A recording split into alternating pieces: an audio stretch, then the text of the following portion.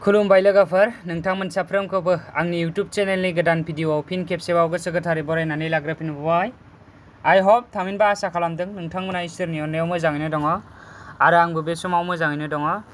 नोंथांमोननि थाखाय गुबुन मोनसे गोदान भिडिअ लानानै फैलायबाय। अन्नानै नोंथांमोना भिडिअखौ जोबजासिम नायनानै होलांबाय थायोब्लानो जाबाय।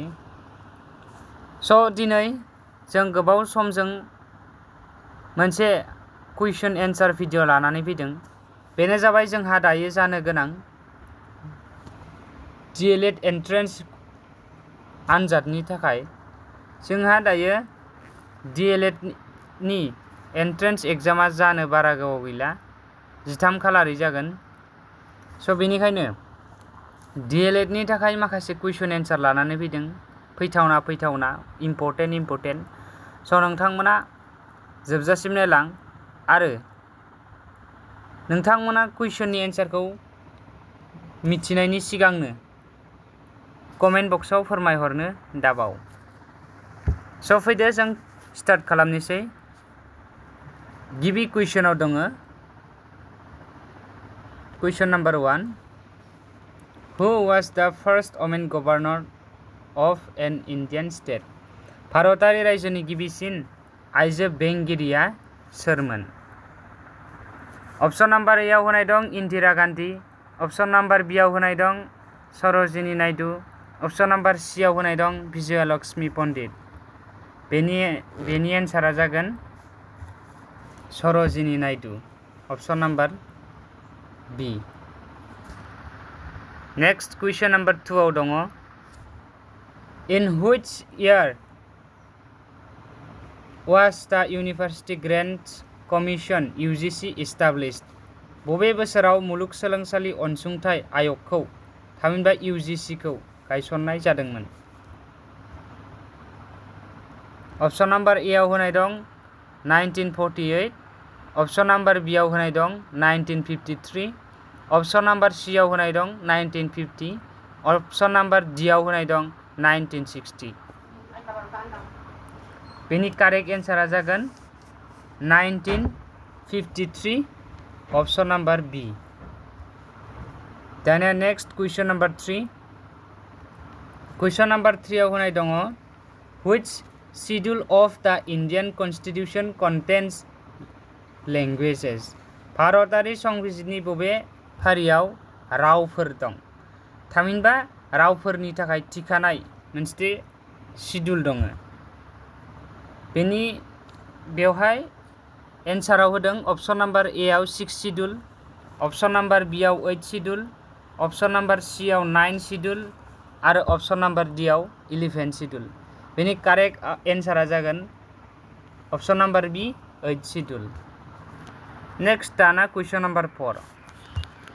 कुइसन नाम्बार 4 आव होदों, when is national education day celebrated? हायुङारि सोलोंथाइ सानखौ माब्ला फालिनाय जायो?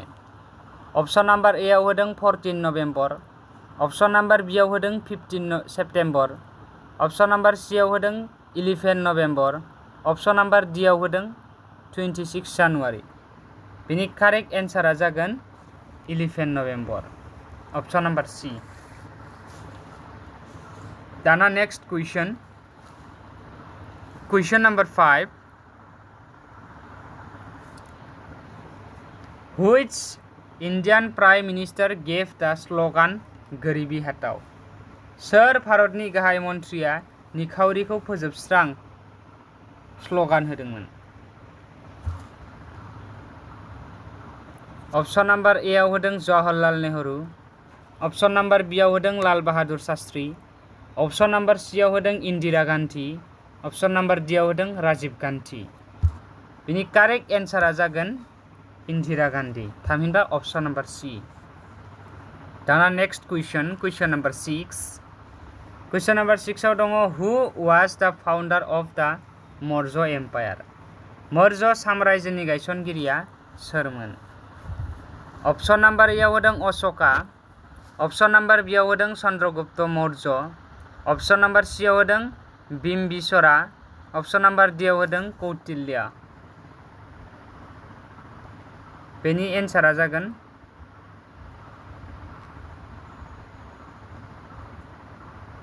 ऑप्शन नंबर डी नङा option number B Chandragupta Maurya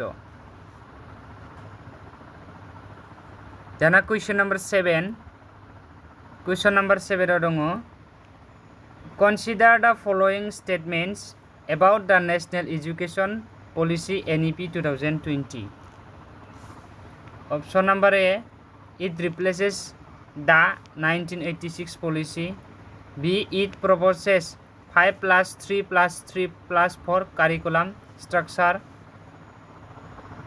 option number C it makes education compulsory up to graduation which are correct थामहिनबा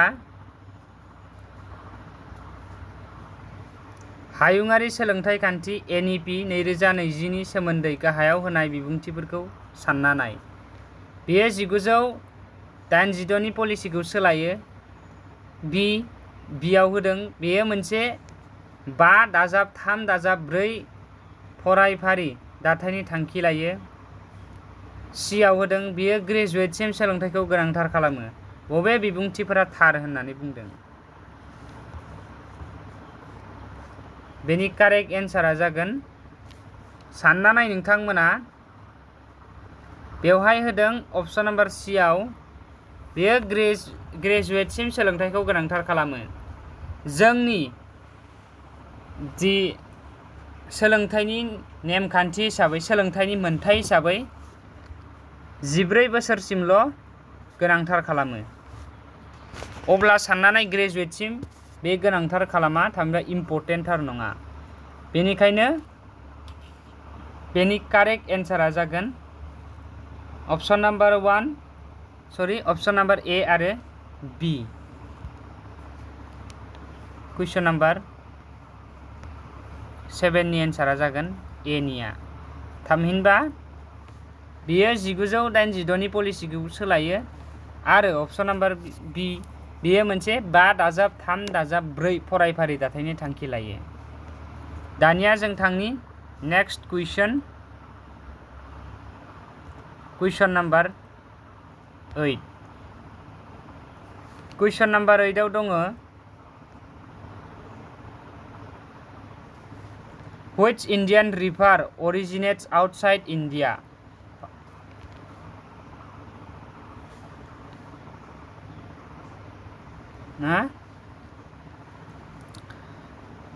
ओके भारतनि बबे दैमाया भारतनि बायजोआव ओंखारो बेवहाय होदों एन्सारखौ option number A Jamuna option number B Ganga option number C Brahmaputra option number D Godavari बेनि कारेक्ट एन्सारा जागोन ऑप्शन नंबर सी ब्रह्मपुत्र मानोना ब्रह्मपुत्र चाइनाजों कानेक्शन थामहिनबा नांदेरनायाव दङ बेनिफ्राय जों नायनि next question number 9 which of the following statements about the president of India are correct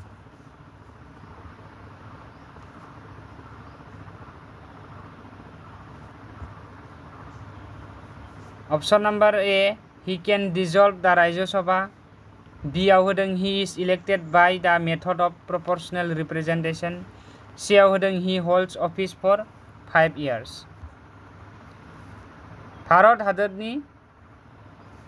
Bharat हादरनि गाहायाव होनाय बबे बिबुंथिया थार बियो रायजो सभाखौ सिफायनो हायो बियो समानै थान्दैनि आदबजों सायख'जायो बिथाङा 5 बोसोरनि थाखाय मावख'आव थायो थामहिनबा अफिसाव थायो सानना नाय एसे नै बेवहाय होदों बियो रायजो सभाखौ सिफायनो हायो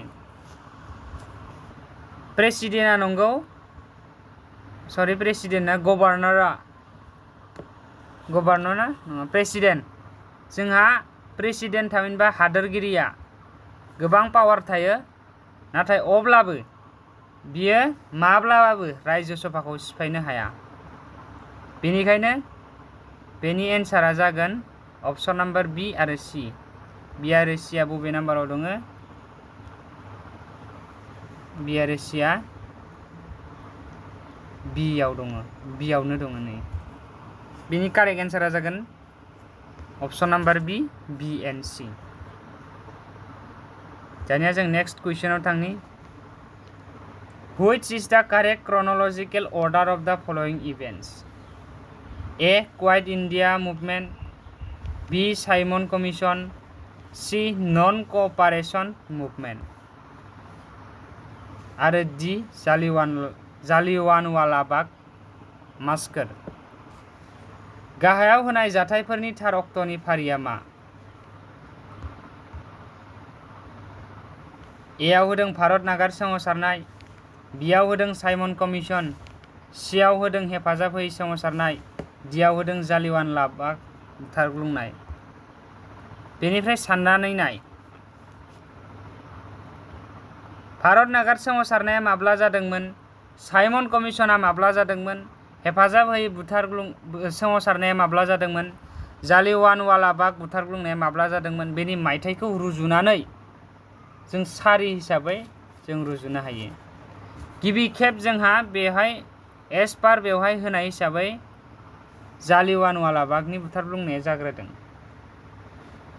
बेनि उनाव हेफाजाब होयै सोमावसारनाया जादों, बेनि उनाव साइमन कमिसन, बेनि उनाव भारत नागार सोमावसारनाय। अब्ला अपसन नाम्बार डि सि बि ए बेयो अपसन नाम्बार ए आव दङ। बेनि एन्सारा अपसन नाम्बार ए आ जागोन। दानिया नेक्स्ट कुइसनाव थांनि जोङो। नेक्स्ट कुइसनानो जाहैबाय Which Indian state has the highest literacy rate as per census 2011? 2011 मायथाइनि सुबुं सानखोनि बायदिब्ला बबे भारतारि रायजोआव लेखा रोंथायनि हारा बयनिख्रुइ बांसिनमोन? अपसन नाम्बार ए केरेला, अपसन नाम्बार बि गवा, अपसन नाम्बार सि मिजोराम आरो अपसन नाम्बार डि तामिलनाडु। बिनि कारेक्ट एन्सारा जागोन केरेला, अपसन नाम्बार ए। दानिया लास्ट कुइसन, जों दिनै फार्स्ट भिडिअआव टप 12 कुइसनफोर लादोंमोन फैथावना। बेनि लास्ट कुइसन नाम्बार 12 आव दङ दा Vidyanjali initiative launched by the government of India aims at Bharat सरकारजों जागायजानाय विद्यांजलि हाबाफारिनि थाखाय थांखिया जाबाय मा थांखिखौ लानानै बिथांमोना जागायदोंमोन?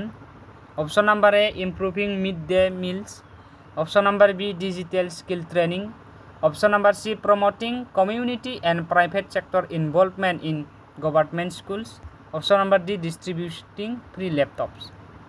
साननानै नाय डीएलएड एग्जामा जाहैबाय मोनसे टीचार थामहिनबा इडुकेसनजों सोमोन्दो गोनां। अब्ला बेवहाय साननानै नाय बेवहाय इडुकेसनजों सोमोन्दो गोनां बबे मोनसेया? लैपटप्सनियाबो इडुकेसनजों एसे सोमोन्दो दोङो। Promoting community and private sector involvement in government schools, नै डाइरेक्टलि इनवल्व दङ नैबे स्कुल्स थानाया। स' बेनिखायनो डीएलएडनि एग्जाम हिसाबै बेनि एन्सारा जागोन C, option number C promoting community and private sector involvement in government schools. स' बेफोरबायदिनो साननानै नायथाव जायो जे माखासे कुइसननि एन्सारखौ जों हाख'वाब्ला जोंनिया कुइसना इडुकेसनजों रिलेटेड जाखागोन, मानो होननानै बुङोब्ला बे टिचारनि सिखा नालाय। स' बेखायनो बेखौ एसे आन्दाज लानानै बानायोब्लानो निस्सय जाहैगोन। स' बिदि बुंनानै जानला मानला होबाबो जानाय नङा, जायखिजाया बेखौ गावबा गावनि सायाव सोनारसिगोन। स' दिनै जायफ्रा जोबजासिम नायबाय, जायफ्रा डीएलएड एग्जाम होगोन, बेस्ट अफ लाक थाबाय 13आव जानो गोनां डीएलएड होनो गोनां बिथांमोननिसिम। So' next question answer video लाबोबावगोन। आई होप नोंथांमोना बेखिनिखौ नायनानै एसेबाबो मोजां मोनबायब्ला चेनेलखौ साबस्क्राइब खालामनानै गालांदो। गोजोन्थों।